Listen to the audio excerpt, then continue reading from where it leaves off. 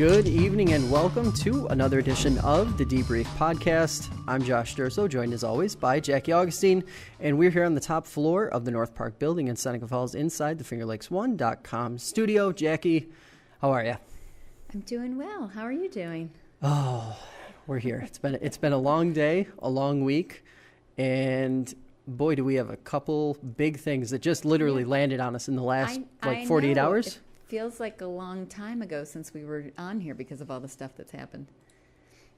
Yet, some of the things we're going to be talking about tonight are actually new, like things we haven't talked about at all yet, which maybe for some people is a welcome relief because it does seem like sometimes with some of these bigger issues, and that's one of the things that I've heard over the last few weeks, especially you guys are really focusing on a couple key issues, but in reality, in a place like this, tends to be some bigger issues that stand out from the crowd. Right.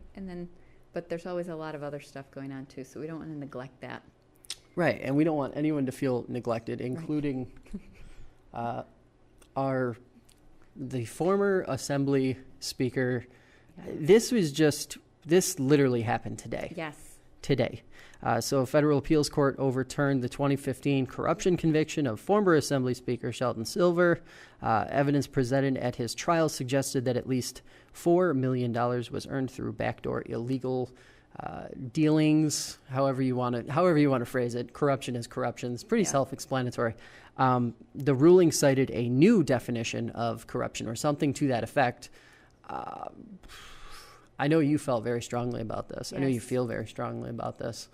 Well, I'm just worried that, I totally, I respect the courts and I understand, having read the decision, why they said what they did. However, I hope they hurry up and retry this case because I don't want anybody to get the message that somehow these things were okay or they were not. They don't rise to the level of concern that there was wrongdoing. So I think it was very carefully worded that, Sheldon Silver's attorney tried to argue that, there's this new definition of what constitutes an official act that the Supreme Court just came out with, and that if the jury had been given those instructions, they might not have found him guilty. But then part B was that they also tried to allege that there just wasn't enough evidence to find him guilty of anything anyway. Mm-hmm. And the court just very narrowly said, the jury probably should have been given the more precise instruction about what constitutes an official act. But they did not say that on balance there wasn't enough evidence to get a conviction under that new definition anyway. So the attorneys prosecuting the case seemed to make it sound like they'd be right back in there retrying the case. And I hope that's true because this is a serious issue. We still haven't gone through the whole LLC loophole thing, but this is where it comes to a head. Right. And I would hate for New York State government to get the idea that they're going to get off scot-free because Bruno and his son are also appealing their convictions on this same narrow, technicality. And there's still bad stuff going on. So I really don't want, I don't want the message to be that this wasn't serious, because it certainly was. So I'm looking forward to the case going to trial again. I wish it didn't have to be that way, but, and I think Preet Bharara, who I still consider this like American hero of justice who brought these cases in the first place and is an equal opportunity prosecutor. He's brought these cases against Democrats and Republicans alike. He said it should be an open and shut case this second time that they try it. So I hope he's right. So I have reservations about that because you go back and you're going through the same thing, and I understand that. I feel like, legally speaking, there probably was a reason that they jumped the way they did and overturned that conviction. Right. And I just wonder that once you expose that sort of flaw, that you can ever go back down the road of re-prosecuting and trying and convicting all over again. I don't know. I don't know that it can be done. Yeah. Well, I hope it can. I mean, the thing that they're disputing right now is this, I'm forgetting his name. I think it's Bob McConnell. Yes. Okay. Virginia governor, I believe. Right. Yes. So that's the case that went to the Supreme Court that came up with this definition now of what constitutes an official act. I mean, if you look at his case, he was making introductions between people who had business dealings. He wasn't actually voting on things. So right. I do think this is a more open and shut case, but I don't know. I guess I've got to put my faith in the legal minds that brought it in the first place, that they could not have foreseen that the definition would change in this way. But even if it does, it seems like there's enough evidence that official acts were undertaken. But I don't know. Only time will tell. And I guess to the point you made earlier, it really does sort of open the door in the future for everyone else. And Brian Kolb, I thought, came out with Assemblyman minority leader, right? Brian Kolb came out with a very, I'll call it, potent statement as soon as the ruling was made public. And I just thought that there isn't going to be enough reaction like that. There isn't going to be enough anger and outrage from the elected officials who, in theory, should care the most that integrity remains within the offices they hold. And if there isn't enough of a wave of reaction like that, is this sort of thing going to be allowed to continue to happen? And will, 15 years, right? Something, big cases like this don't come along all the time. Right. And, maybe the next one isn't for another 15 or 20 years, but it's kind of the idea that you want to instill some sort of confidence in the fact that New York State and those who are keeping everything right are going to be able to keep everything right.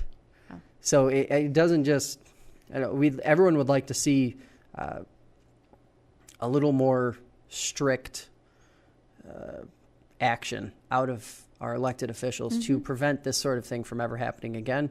But on the court side of things, that's where we really, really, really need that strict level. This is this and that is it. Yeah. You can't have any kind of wishy-washy positioning. That said, not the only interesting topic that came up recently. Of course, Geneva City Council had a meeting on Wednesday, correct? Tuesday. Mm-hmm. A makeup, obviously, from the week prior with the holiday. So the question that we talked about before we came on here was, can crisis breed innovation in terms of just when a city or a governing body is embroiled in this kind of issue, like that of the the former Geneva Foundry, and its cleanup, can good things come of it? Right. Yeah, I mean, I try to be this eternal optimist and think that, yes, people do want to do the right thing, and there is a good way to handle things, and if we could just do it that way, things would be fine. But I do think the city is the window of opportunity for rebuilding trust and doing things right is really rapidly closing. And one of the things that was talked about at this meeting was, and we talked about it on our last show, that there was a press conference and a list of demands being generated by a group advocating for the neighbors. And then the city manager issued a statement to you going through each of those and explaining which ones could be acted on and which couldn't. There was an update on that on Tuesday at the meeting. Every meeting now starts with an update about the Foundry. So they went through some of the efforts to get fresh fruits and vegetables to people and things they're looking at for community gardening. And they've hired this consultant, which is like a neighborhood advocate who's bilingual, who will go between the council and the residents to hear ideas. But what seems really telling is everything is happening in this asynchronous way. One group asks for something, one group responds. They don't necessarily seem to be talking to each other. They're kind of talking at cross purposes. So then it takes another month for them to figure out what the other person really said and what the other person really wants. And I don't understand why they can't just get in a room and get creative about things. We've seen that with other city initiatives. Like at the end of the meeting, there was discussion about using this new community kitchen, which is a super exciting idea, to provide people an opportunity to do canning and stuff so that they would have access to, fresh and healthy fruits and vegetables throughout the year. And I remember those early meetings talking about a community kitchen concept.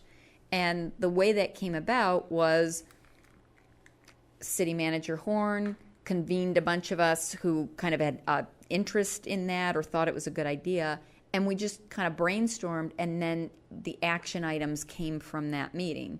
And then all different partners were engaged and came together. And I don't understand why, when you see how successful innovation in that way can be, why they wouldn't take a similar strategy and just say, you know what, no one knows what they need better than the residents themselves. How about we just get everybody in a room and, brainstorm some ideas and then come up with an action plan? And there's been a real resistance to that, and I think it's a missed opportunity. So I wonder kind of if part of the problem is that you have these different entities working at the same problem. And I would imagine there's some overlap and some areas that are being missed completely. And like anything where you have multiple hands in the pot, so to speak. Right. But I agree. Like we talked about it on the last time we were here, it seems to be that there are different pieces that are just being ignored completely, different pieces of this entire debate. So the debate around not letting something like this happen again, creating some sort of ensuring that there is accountability. Yeah. When you are in this situation, and can crisis breed innovation? Sure, it can, but it can also breed complacency. Yeah. I mean, defensiveness. You're surviving, and that's good enough in this situation because, it's not a good situation. It's not an ideal situation. You're just trying to survive. And if you're surviving, then things are okay. Things are good. So I just went, and that's I'm assuming that's the perspective of the city and the tact of the council, et cetera. Everyone, the ideal solution is everyone being at the same table, talking about some sort of creative idea to fix all of this. But realistically, do you think that's going to happen? Well, it could. You're the optimist, but it could. And I tried to. I was not planning on speaking at the meeting. I feel like whatever, people are sick of hearing from me. So, but wrong. You're here. I couldn't help myself because some pushback I had heard was, well, we can't meet with the residents because we're potentially being sued by the residents. So what I did was just go to the podium and say, historically, there have been at least 3 occasions I could come up with just off the top of my head where the city has been sued or been told it's about to be sued by a developer or the colleges or some other entity, and everybody's reaction was, let's get them to the table and figure out what's really going on, and let's work through this. And those were long, embroiled, contentious issues that did land the city in court, and still the conversation continued. So I think the city can do it if it wants to, and that's why I keep hoping that instead of taking this defensive posture, instead of going into lockdown and doing things the way they've always done things, which is siloed and ineffective and slow that they might use innovation, an innovation model in dealing with a current crisis, and step up and just say, we're all going to fix this together. But I don't get that posture. I mean, I connect another situation to that. I mean, Seneca Falls has been challenged legally by two different entities, Seneca Meadows and a group of concerned citizens.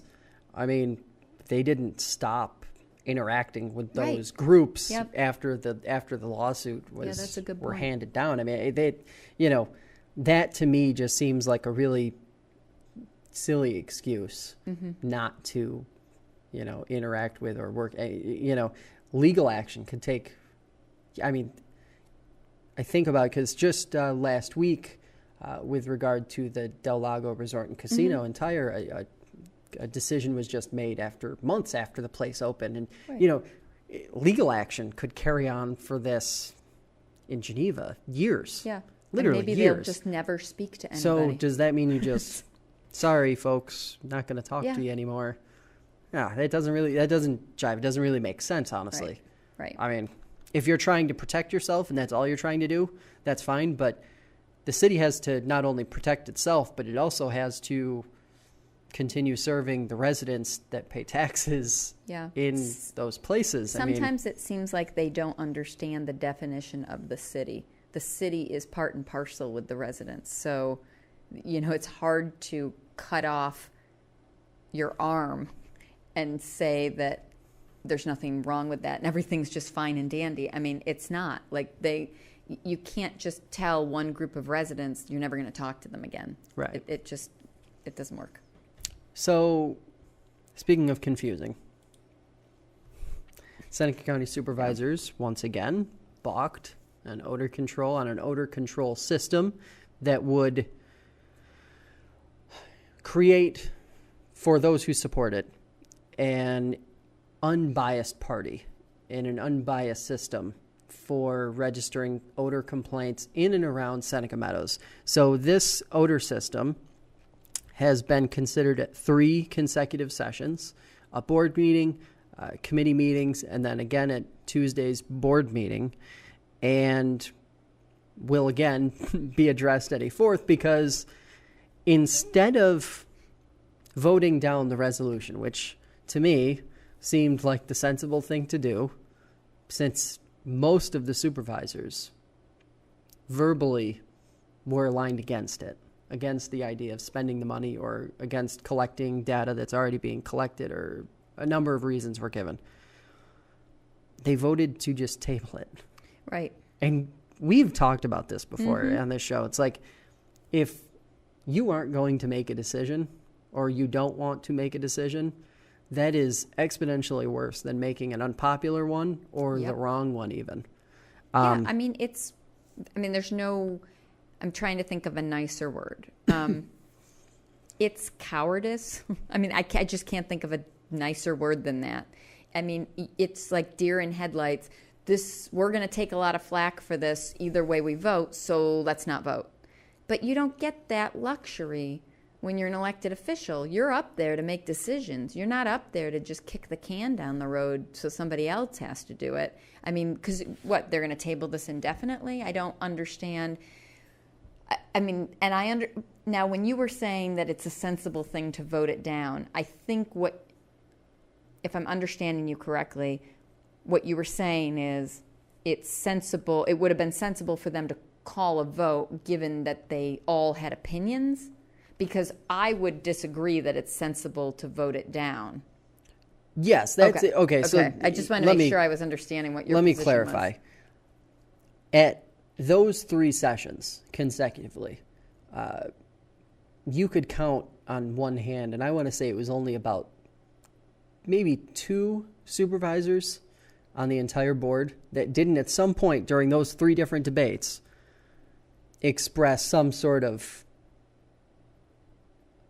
angst with the entire concept of Seneca County being the collector of data. Right. So it just, to me, I mean, the way the vote broke down, for tabling, it would have likely wound up the same for killing the resolution entirely, which was really strange. And it was only made stranger by the fact that the Republican members of the board caucused in the middle of the meeting. Yeah, totally abruptly, totally randomly. They just jumped up and made the move to go into a caucus. They recessed, they caucused, and they came back. And it was just a series of strange events. And it kind of sounds like just a group that doesn't know what they're doing, that's trying to figure out how to handle a difficult topic that they don't really want to go on record about. Right. And that is troubling, because if you're going to table something, and you're right, we've talked about this before, tabling something is a measure you do when you need to delay a vote, you need to delay a decision pending some additional information. But I didn't hear any request for, what are they waiting for? What was the argument that, well, we need to get clarification on X, Y, and Z before we can vote on this? There was none. There was none. There was none. So there really is no justification for tabling other than we're not ready to take a deep breath and say what we think about this. But again, that you don't get, they do get to do it because they did it. But is anybody paying attention? Is anybody going to say, hey, we would like leadership that actually does the job in a timely, sensible way? Even if I disagree with them, even if I disagree with the vote, I don't want somebody who shies away from voting. That's the bare minimum that the job requires, is showing up and doing the job. So that... It creates a position that's very difficult to defend. And that was where I kind of came down on it after sitting through it. I was like, if I were asked to defend their vote, how would I defend it, or even explain it for that matter? I don't understand the justification of what will be creating a fourth debate on something where the supervisors, for the most part, those who are against it, have already made it crystal clear why they're against it and why they want nothing to do with it. And those factors don't stand to change in the next 2.5 weeks. Now, can I make sure I understand what the factors are? What I heard were basically two arguments. One was we don't think the entire county should have to pay for something that only affects one municipality, one jurisdiction. Okay. As one argument. Yep. And we talked about that argument before, and we said, how short-sighted can that be if you don't understand that something as big and impactful as these visible from many municipality trash mountains. The odor has traveled. There have been, in the last 1.5, 2 years, there have been complaints in Junius, Tyers, Seneca Falls, Waterloo, Fayette. Right. Those are just the supervisors who, over the course of the last 2 years, have gone on the record during meetings and said, my residents have complained. Right. So even if they want to be territorial, there are many territories affected. But if they want to take a more progressive or in my view, sensible view that actually a county is not just the sum of its individual towns and villages, but actually has an interest that is a unique interest, a countywide interest, then I don't understand the argument for saying, well, that's over there, so no one else should care about it. But then the other argument I heard was that shouldn't the stuff that the business itself is generating as information be sufficient? And that one, I don't know. I promised my kids I wouldn't keep using them in unflattering analogies because they're good kids and they don't do this kind of stuff. So I will apologize in advance, but use them invoke them one more time just to say that, let's say one of my kids was known for going in and taking marshmallows out of the bag in the cupboard. If I said, you know what, I don't want you doing that anymore. You need to get the marshmallows under control. You're not gonna. I don't want them being lost anymore. And here's what we're gonna do. You're gonna count the marshmallows in the bag at the beginning of the day. I'm gonna go do my thing, And when I come back, you're going to count the marshmallows again. You're going to tell me whether you ate any. Most people would say, okay, that doesn't make a lot of sense. There's no accountability. There's no oversight. You're the parent. Why don't you actually get involved in monitoring your kids? And I feel like that's the same situation we're in. I mean, asking a business to supply its own data about an issue that has not been managed in the way that most people agree it should have been over time just doesn't make any sense. Right. So one of the things that District Manager Kyle Black said at that meeting during the public comment section was that they have a third party handle odor complaints and handle the system, which I guess could be assumed, seeing as how you're calling the 1-800 number essentially is what happens. But more so, I feel like if you're defending a different system, the much easier direction to take in that argument would be saying this would be a more simple system. It would be a system that you don't have to call anybody. You don't have to do anything. You would just go online, add the information, and bang, you're done. That's it. Right. Now, I just as easily can understand on the fundamental side of data collection and who's doing the job. And if the odor complaint data is being received properly, I can totally understand not wanting to duplicate it. I get it. Well, who pays for it right now?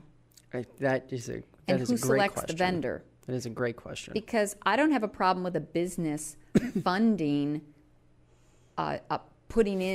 kicking in money to fund monitoring of its operations, as long as the impartial group, meaning like the county, selects who the vendor is who's doing that. Right. But the idea that a business would say, we know we have an issue, so just we'll pay someone to take care of it, and then we'll just give you their information. I mean, people would not accept that in their household if they had an issue, in their personal lives. They would not handle it in that way. So I can't understand the county's argument for accepting that on an issue that affects so many people. It's a puzzle. It's a puzzle. And like a lot of things that, a lot of these issues that we talk about, they're really complicated. And while we may try to dive into them briefly for 5 or 10 minutes, they're much more complicated than that. And that's one of the things, our discussions here really should be nothing more than a jumping off point for people. So that's the whole idea here. It may seem sometime like we're kind of grazing over the top of topics because we've talked about them before, or because we're assuming that some people who are listening have the context or can go get that context. But this issue, this is a classic example of something that if you were going to point out a theme in all of the things we talk about, all of the issues that we bring up, this is one of them. Not acting on something because it's an election year. Is that why? I don't really know. I'm not going to make any assumptions, but it just seemed objectively a little strange and a little unnecessary to just table it. Shouldn't rule number one of good government be don't make people guess what your intentions are? Right. So if we can't figure out why it makes sense for them to table it, they've already failed the first test, right? Because I don't think we're trying to be particularly dense. I don't think that we're trying to ignore things that they've said. I think it legitimately doesn't make sense. I don't think they've actually given a justification for pushing this down the line. So that's on them. And they need to take that seriously. And you're right. Our job here is just to help people think about it and work through it so that they ask the questions themselves of their elected officials. Like, why'd you do that? Because it doesn't make sense. It doesn't. Another thing that doesn't make sense, and a theme that I tend to start coming back to over and over again, are these sort of mundane, but incredibly necessary actions that all these governing bodies and all of these different entities have to take on a regular, annual, monthly, whatever basis to sort of keep things moving forward. So the Seneca County Supervisors at their Tuesday meeting had a resolution before them, which was not acted on, that would have authorized them to exceed the tax cap since New York State did not pass a home rule extension of sales tax. Big deal? Very. It would have cost Seneca County taxpayers north of $50 million in 2018. I mean, why do we rely on these mechanisms when an annual renewal? Why should both chambers have to pass an annual renewal? And why should the governor have to sign an annual renewal just so Seneca County and other counties can get 1 extra % in sales tax? Right. It defies logic. And it's something that, the number was thrown around that just in terms of how much money would have been lost in sales tax revenue, it would have been like roughly $5 million. The impact on the budget would have been north of $50 million. But the $5 million number I thought was interesting because it pretty much is, the exact same number that Seneca County will likely see from the gains of Del Lago Resort and Casino. Okay. So here you have this here's the potential scenario that existed before. Now, allegedly, both chambers have passed the home rule extension. The governor hasn't signed it yet as of today at 9:35 p.m. Okay. It's expected to be signed by the governor, but it hasn't been. The situation would have been that all of the good from several years of work here in Seneca County to get Del Lago here, to get it built, to get it ready, would have been lost. Because the sales tax revenue is where that real big punch of life for an entity like the county would have been gone if they were not able to get this extension. Yeah, I mean, sales tax revenue in general, I think, funds a lot of county operations across the state. And this, I mean, I know how important sales tax revenue is for the city of Geneva through the revenue sharing agreement they have with Ontario County. And I agree with you. I can't understand why, first of all, it wasn't taken up in regular session. Yeah, that was the other caveat in it. It was, the overtime. Right. Yeah. Right. It's like, oh, wait, hey, we actually forgot to do the real business that keeps people, living in their counties, with the services they need. So it does make it feel like it is an afterthought. The actual business, the daily business of people's lives is an afterthought in Albany, which is a troubling thought in itself. But, you look at that, and I want to be charitable. I want to be optimistic. I want to say that, well, the legislature must have this rule because they want to make sure that when the counties implement an additional tax, it's for a particular reason, and that once they achieve that objective, they are willing or considering rolling that back when they don't need it anymore, or, not overtaxing people. That it would be my charitable, optimistic reading of what they're doing. But that would be the defendable position. And right. It's barely even defendable for reasons I'll get into after you're done. But yeah. But that's the thing. If that's the argument, then that's an administrative question. That's hey, counties, are you still doing what you said you would do with the money? Do you still need what you said you needed? And then if they are, it continues. And if they're not, it doesn't.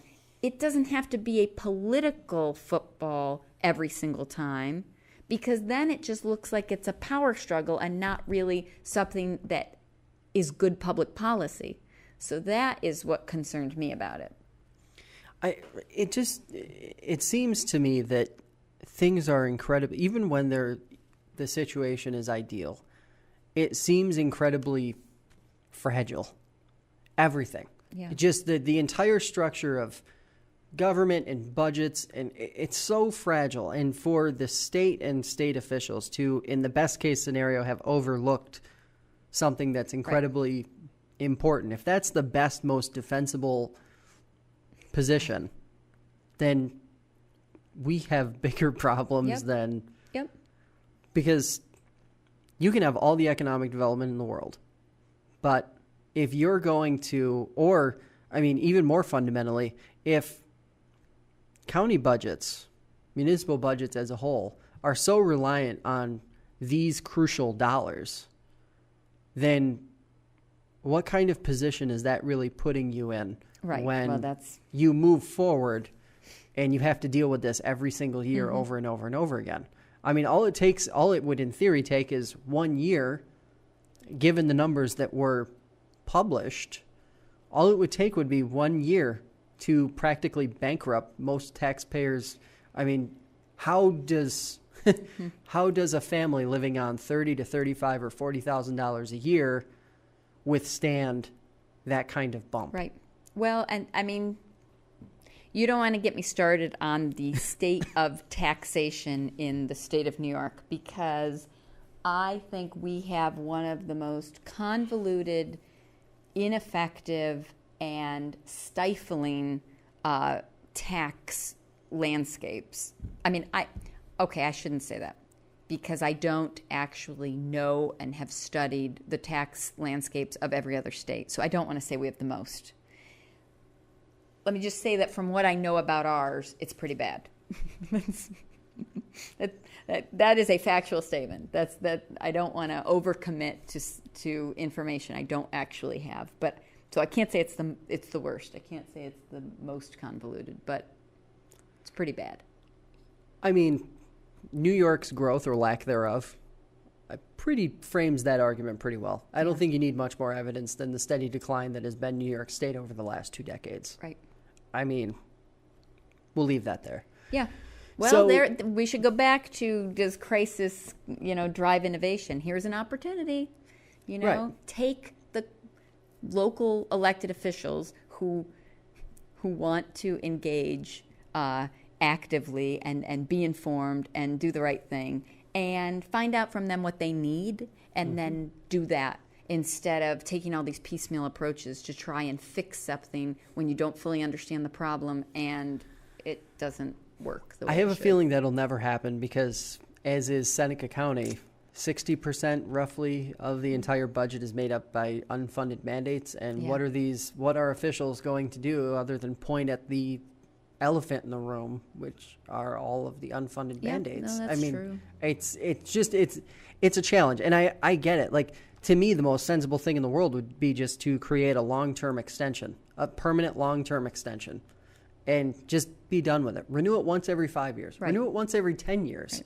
If you're not going to change fundamentally how things work, at least make life easy for yourself. And I'm thinking about like the senators and assemblymen and the governor's office and everyone else, like, just pass a one-time deal, just long-term extension, and be done. And if you want to bill it as some sort of project to foster growth, in that period, roll back some of the measures that are ultimately costing the counties and these municipalities all this money, that requires things to be so on edge all the time. Right. Right? So, Well, I think you are being optimistic right there, because under the scenario you just described, you made it sound as though the assembly members and the senators actually take the time to find out what's driving this need in each of the counties, and to evaluate it and to inform their decision based on that kind of data.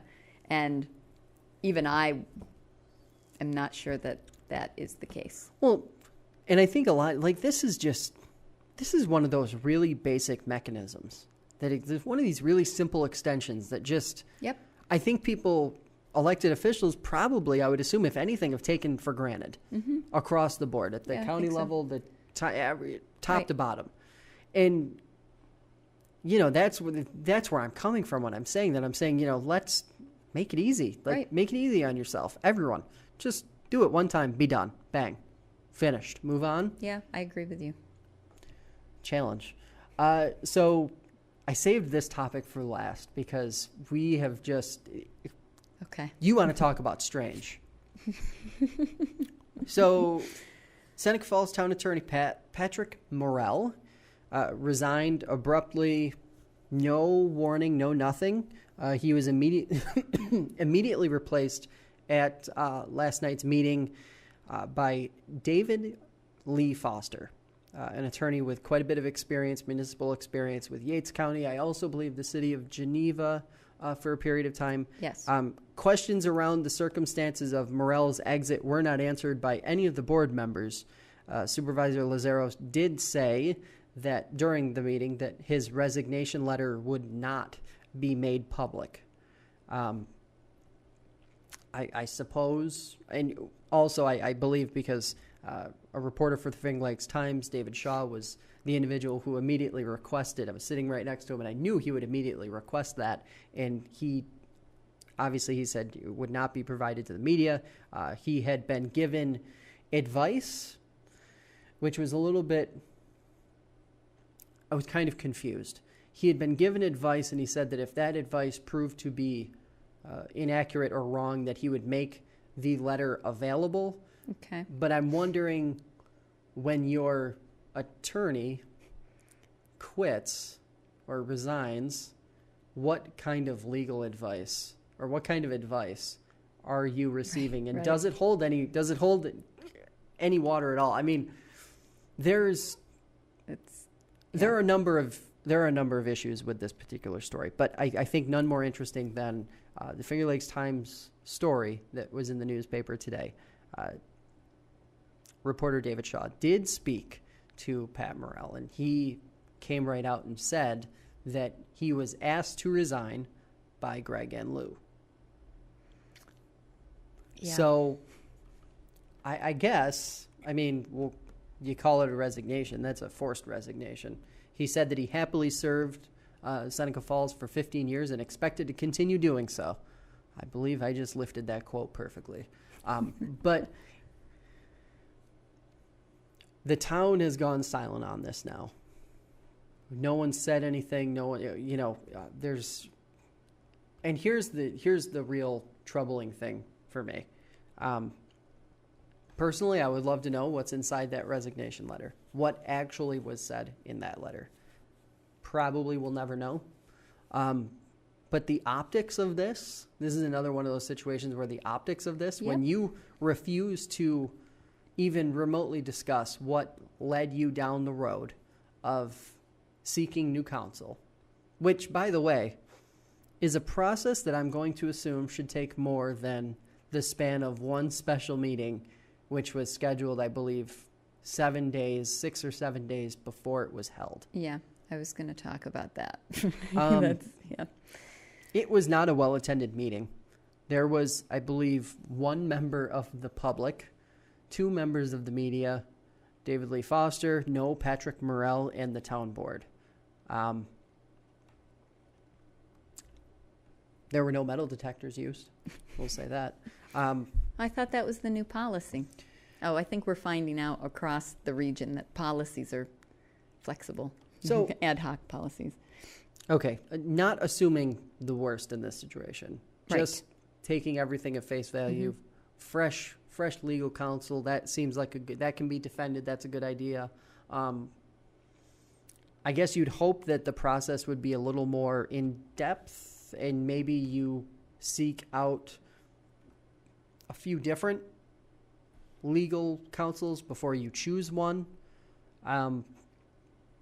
Move through the process a little more publicly, a little more slowly. Right. Those were the things that I've been kind of thinking about in the last 24 hours since that meeting.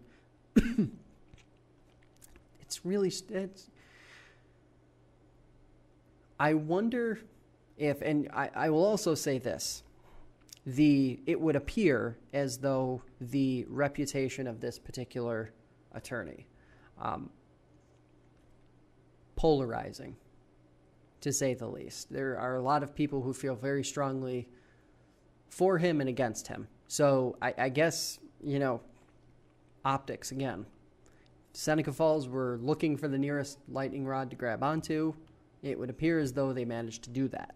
And maybe that will be considered a hot take when I look back at this stream and hear me say that, but that's the way it seems. And I keep kind of dancing around that entire notion. And at this point, I just want to say publicly for my own sanity that it appears as though over the last 2 years or so, Seneca Falls has been latching onto the nearest lightning rod at every opportunity.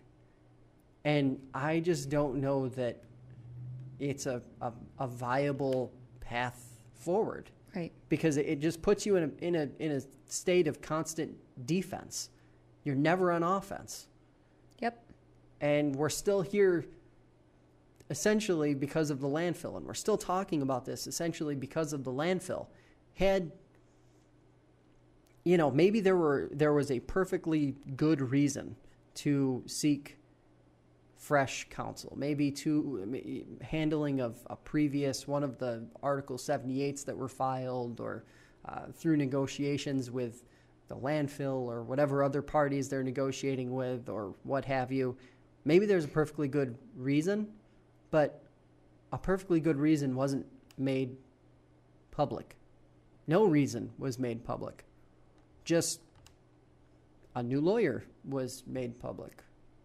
That to me just doesn't make sense. It's not that it's bad policy.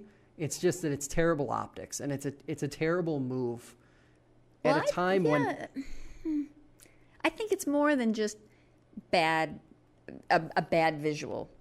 I mean, I think we just were talking about this. I'll say it again.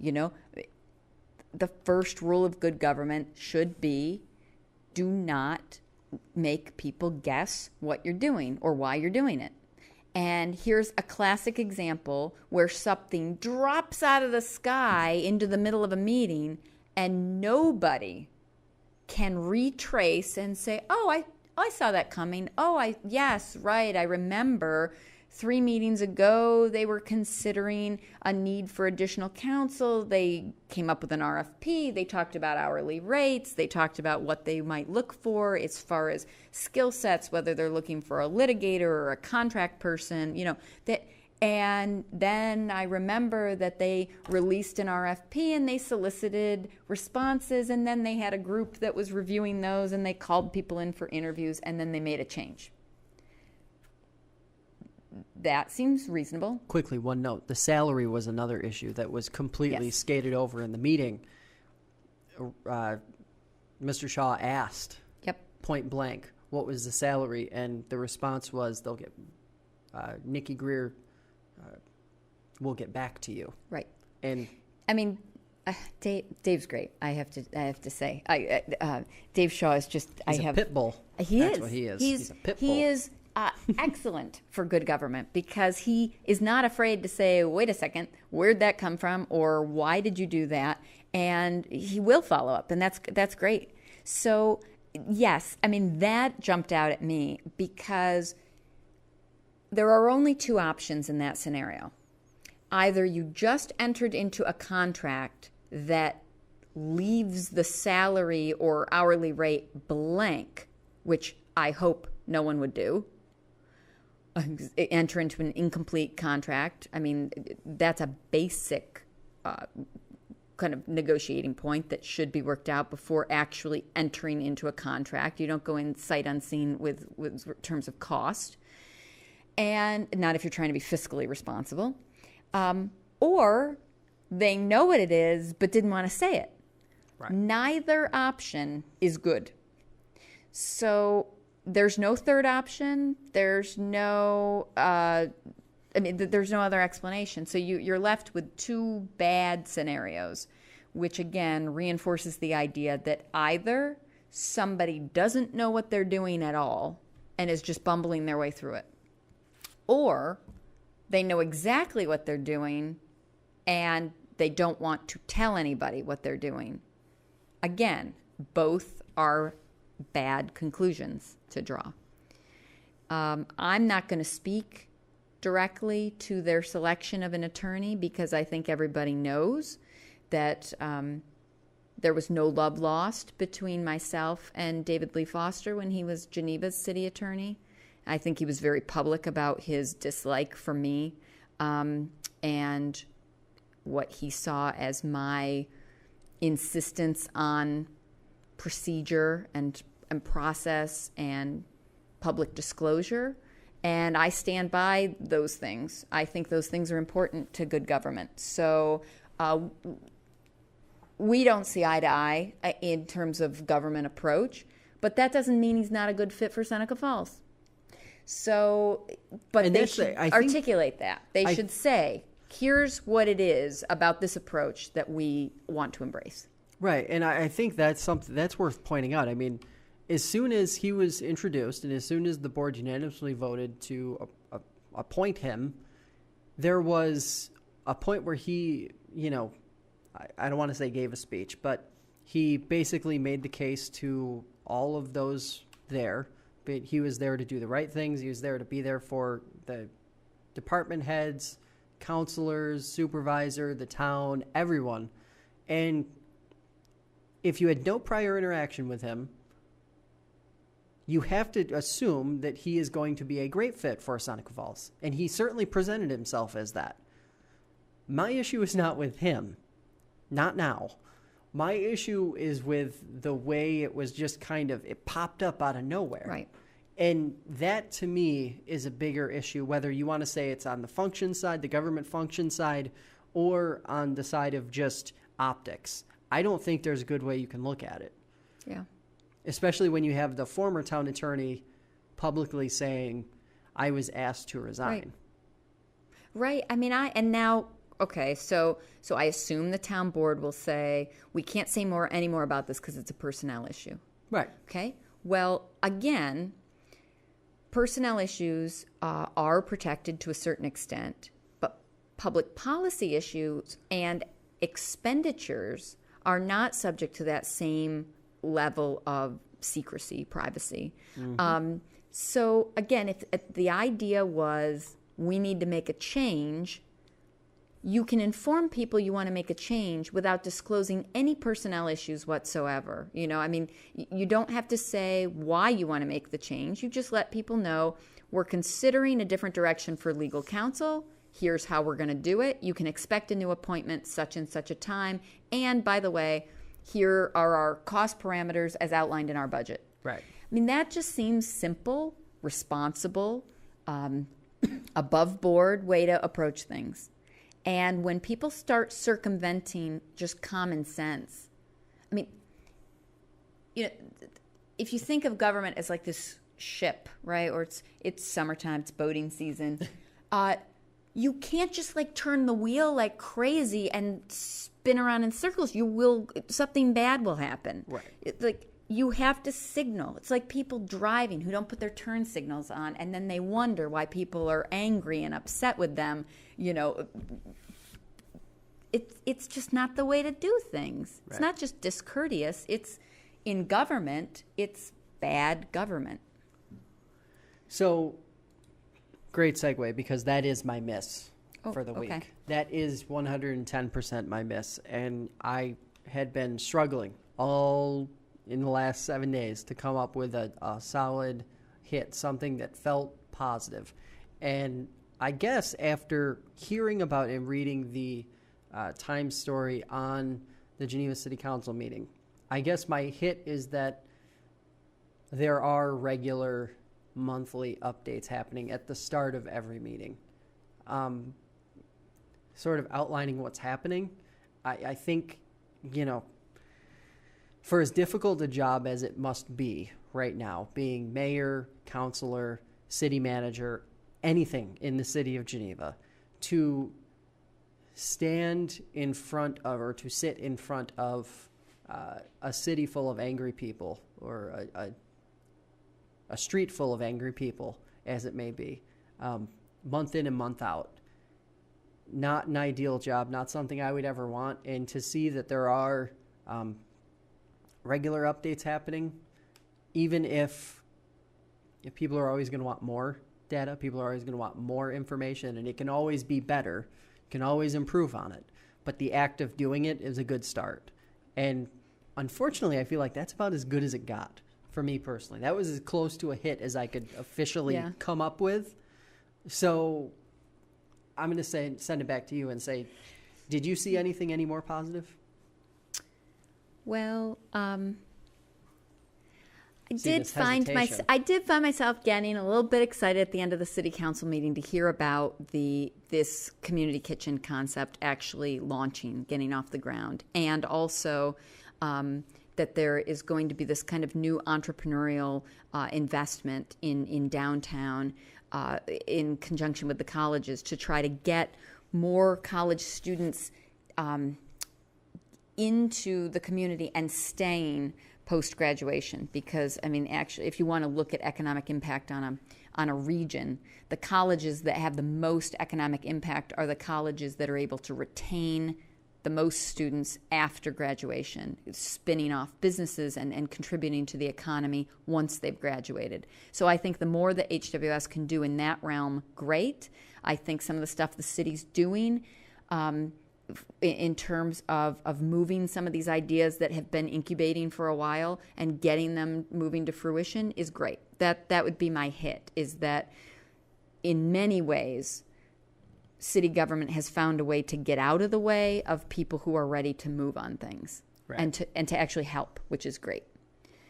My miss is kind of the large umbrella miss of all the stuff we've been talking about. And I was going to say, have they no shame? Like all these very brazen and self-serving kind of self-protective actions that we're seeing across from state government all the way into our own backyards. Right. But I don't know if it's shame. It's like, have they no common sense? It's just disappointing. I just feel like there is overall a lack of leadership. So that's my miss. I'm feeling a little discouraged about where the actual leaders are. Don't worry, we're going to be here, and we're going to keep going over this and keep going over these issues. One thing I would like to say is anybody who's listening, anybody who's watching, anybody who catches a piece of this, all of this, parts of it, let us know what you want to hear about. Because there are a number of issues that we've talked about behind the scenes, and we have sort of on this proverbial back burner. Right. And it seems like they've been living there because we wind up getting swept into these big headlines. Mm-hmm. And one of these, what I feel like is going to wind up happening is towards the fall, we're going to have some sort of catch-up show where we hit all of these smaller, less glamorous topics that we've been... But important topics. Equally important, for sure. Well, that's going to do it for this week's pod. Remember, hit the subscribe button if you're checking us out on YouTube, like us on Facebook, and give us a follow on Twitter. Thanks for listening, and we'll see you next time on the Debrief Podcast.